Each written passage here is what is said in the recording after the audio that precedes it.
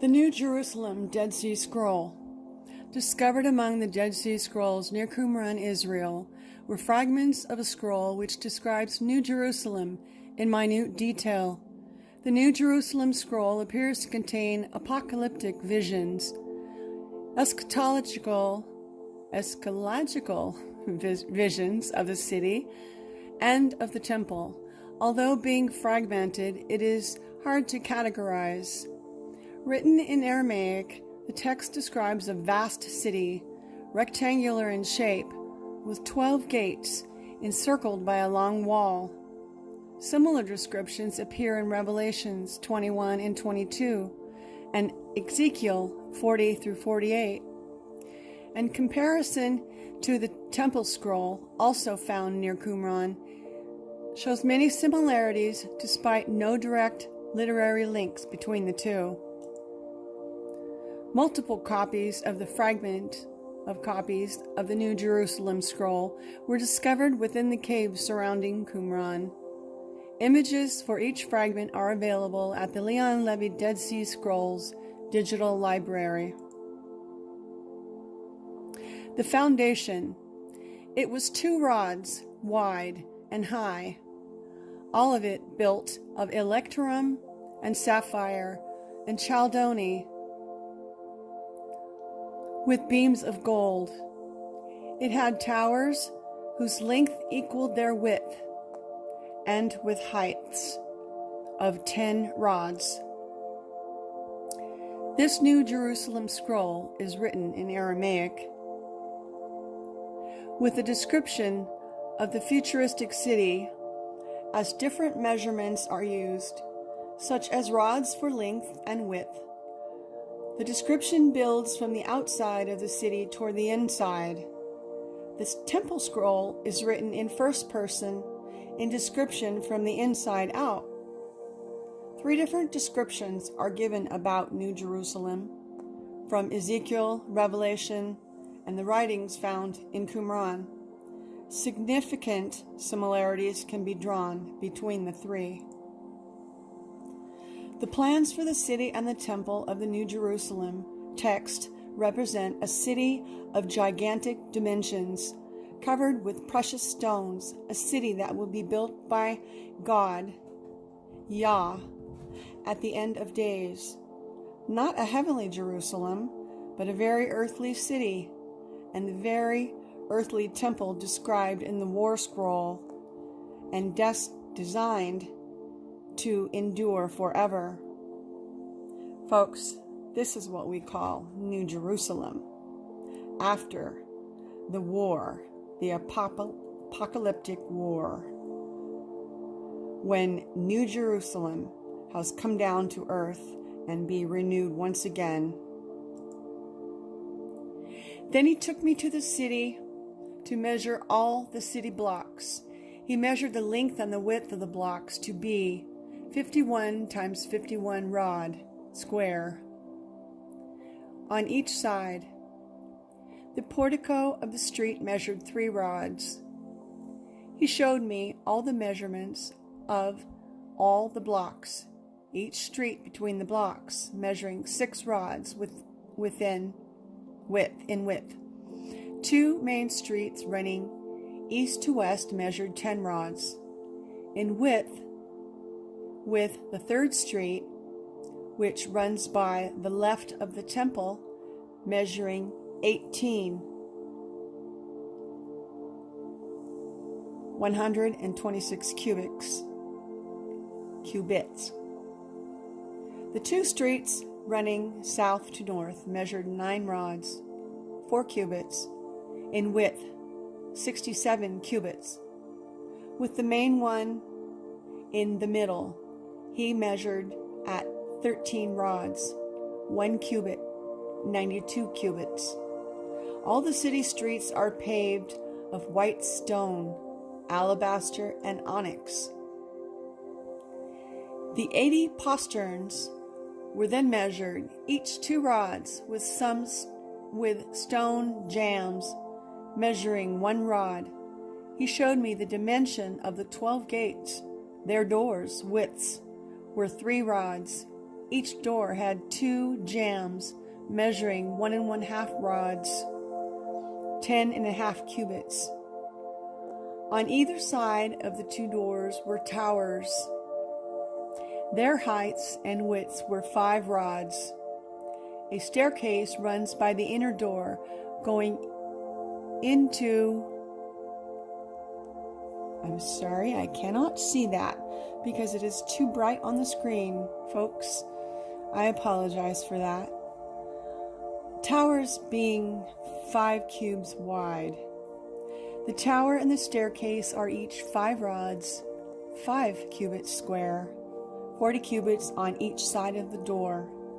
He showed me that the porches of the blocks were 2 rods, 14 cubits in width, and the width of the measured in cubits. He measured the top of each threshold with its jambs, measuring inside 13, length by 10 cubit width. He then led me inside the vestibule, where there was another threshold and door on the right side of the inner wall. The wall was proportional to the outer gate and measured 4 cubits wide by 7 cubits high. The 80 posterns then measured each 2 rods with stone jambs measuring 1 rod. He showed me the dimension of the 12 gates. Their doors' widths were 3 rods, 21 cubits. Each door had 2 jambs measuring 1 1/2 rods, 10 1/2 cubits. On either side of each door were towers. Their height and width were 5 rods. A staircase runs by the inner door, going up into the height of the towers, being 5 cubits wide. The towers and the staircases are each 5 rods, 5 cubits square, 40 cubits on each side of the door. He showed me that the porches of the blocks were 2 rods in width, and the width of blank measured in cubits. The wall was proportional to the outer gate and measured 4 cubits wide by 7 cubits high. He measured the door to the room, measuring 1 rod in width. Colossians 2. The length of the entrance was 2 rods, with a height of 2 rods. The corresponding door had the same dimensions as they left the room. To the left, he showed me a stairwell that goes around and up with identical dimensions, 2 rods by 2, 14 cubits. The doors opposite are the same size. A pillar stands in the middle of the staircase that goes up and around, which measures 6 by 6 cubits. The staircase which goes up beside it measures 4 cubits wide and ascends 2 rods up to blank. He brought me to the interior of the city block and showed me the houses between the gates, 15 in all. 8 went on in the direction to the corner gate, and 7 in another direction to the other gate.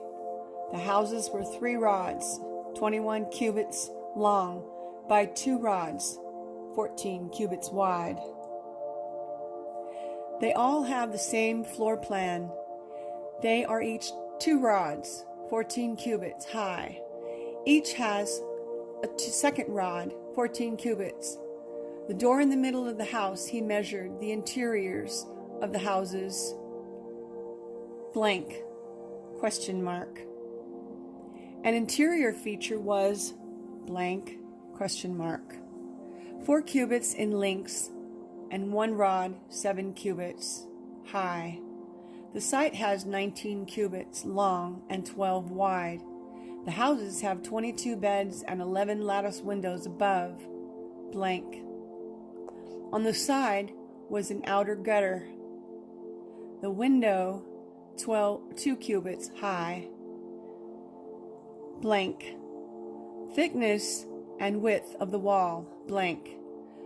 The platform 19 cubits wide and 12 cubits wide, blank. Their height, blank, 2 rods, 14 cubits, a width of 3 cubits, and a length of 10 cubits, 1 1/2 cubits, and 10.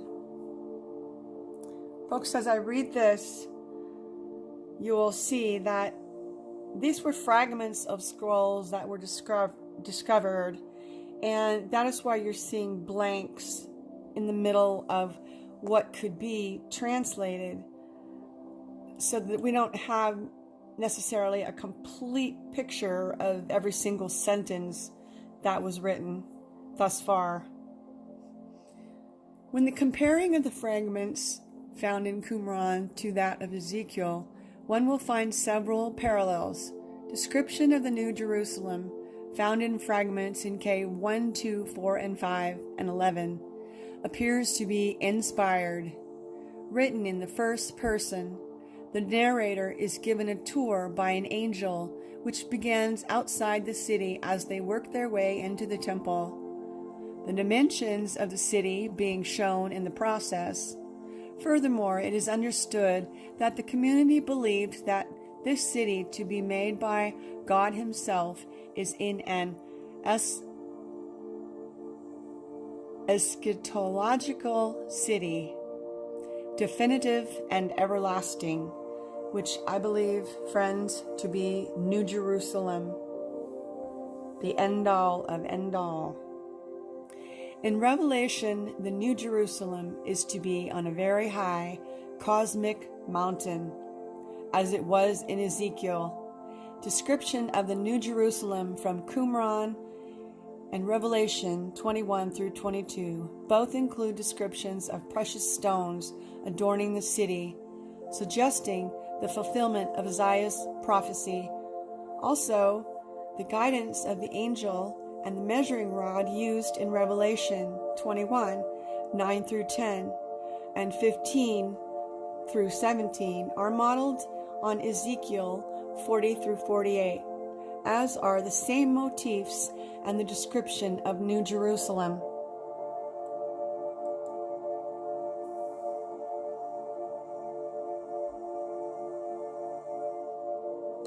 Here are some references to the spots in this video.